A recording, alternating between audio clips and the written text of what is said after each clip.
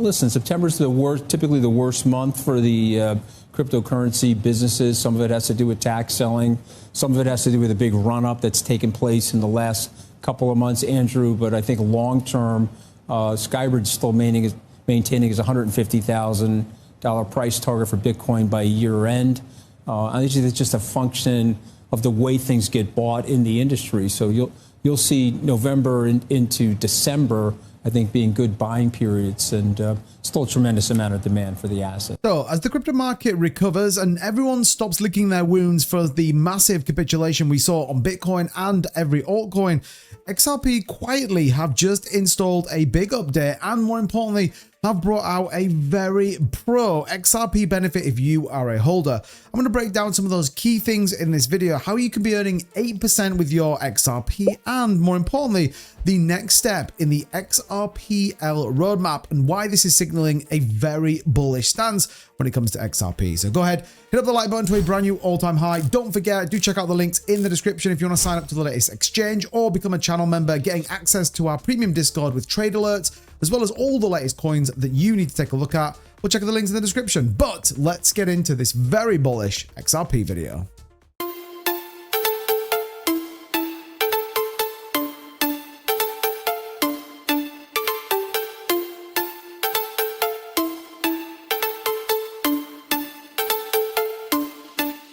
So, like we said, everyone seems to have kind of come out the other side of the big market capitulation we saw over the last 24 hours, in which Binance, well, basically wrecked the market. Don't believe me? Go and check out my Bitcoin video that I dropped earlier on today. But when it comes to XRP, I want to just talk about the XRP ledger. Now, for many of you that have been part of this channel, you know we've been discussing this for literally the last 18 months. But we now enter the Q4 move on the roadmap, and possibly one of the most bullish parts of the XRPL and how it's been built out. We also have the next phase of the institutional DeFi on XRPL, which I want to talk about as well. So what have we got and why is this so important? Well, if you remember, Q3 was all about lending protocols, single asset vaults, and the LiveNet Explorer, in which you had tokens accounts and token rankings all coming through. Well, into Q4, which bear in mind is October, we start to get the LiveNet Explorer as well as the lending protocol objects and the MPT DEX integration. Now, you may have heard the latest DEX to launch of perpetual trading, which is obviously ASLA on the BNB chain. Now, forget that, because XRPL itself is actually a decentralized blockchain. Many people don't understand this, but they already have integration in which KYC is on-chain. This therefore makes it one of the best decentralized XRPLs or decentralized blockchains out there that people simply don't understand. And this all paves the way.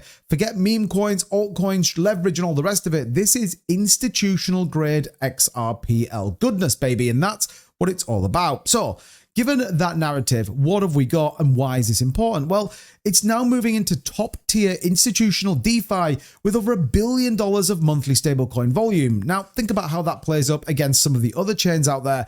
That is a big deal. And it's the top 10 RWA activity is all on XRPL.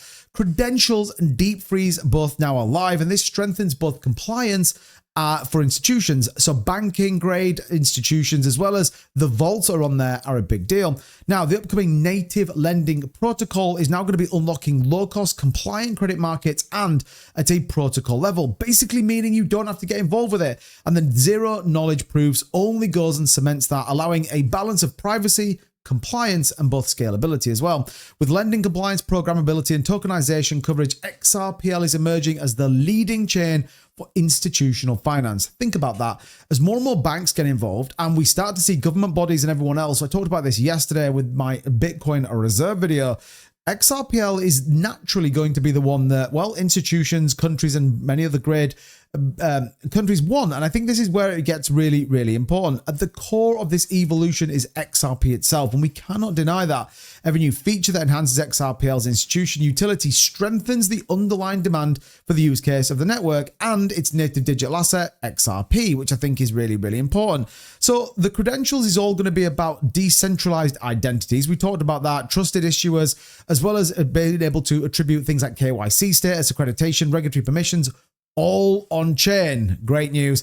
Deep Freeze ultimately is about token issuers, and Simulate is all, again, about developers dry running and how that works. So given all of this news that's coming and the massive enhancements to XRPL, it's no surprise now that, well, we are now seeing even more bullishness coming where people want to get to you on the chain. How do they do that? Though they offer you yield. XRP yield innovation from Midas and Interop Labs is very bullish indeed. Now, some people are ultimately rejecting this, but you can basically now use your XRP on that ecosystem as collateral and earn a yield. This is a good thing. And we see this on a number of different platforms. In fact, centralized exchanges themselves offer about 2% currently on XRP. So this is going to be a big deal.